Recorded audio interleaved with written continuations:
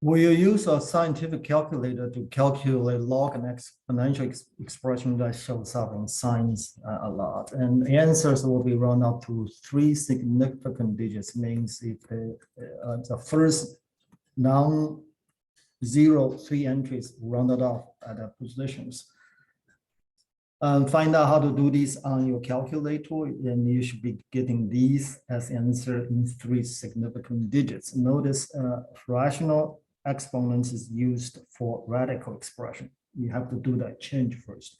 And this problem can be phrased in terms of equations. So if I find out what x are in these problems, the answer are exactly the problems that listed above. So these are the equivalent fractional form that give rise to the calculation.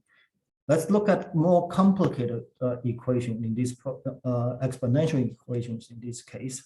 By exponential, we mean the x will have to solve in the exponents.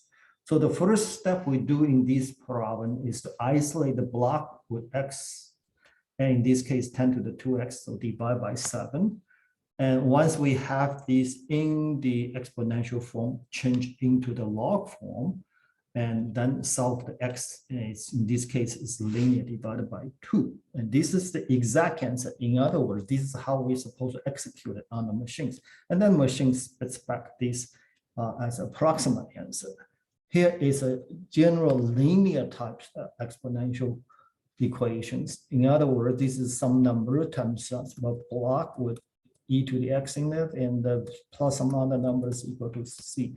And to solve this, remember, we have to solve the block and subtract the 4.1 first, then divided by 2.3. Then we have the exponential form, which we can put into log form, and then solve the x using the log form. Then we wind up with the exact answers and approximate answers. For log equation, it's exactly the same thing. We first solve for the block of log, which have the x in there that we want. And so we have this log form of the equation. Now rephrasing to exponential form, this is the exponential form. Solve for the x. Now we have the exact form and the numerical answers. And similarly for this problem, we subtract 4.1 first, and then divided by 2.3. Then rephrase it in exponential form and solve for the x. And this gives us the exact answer and the approximate answers.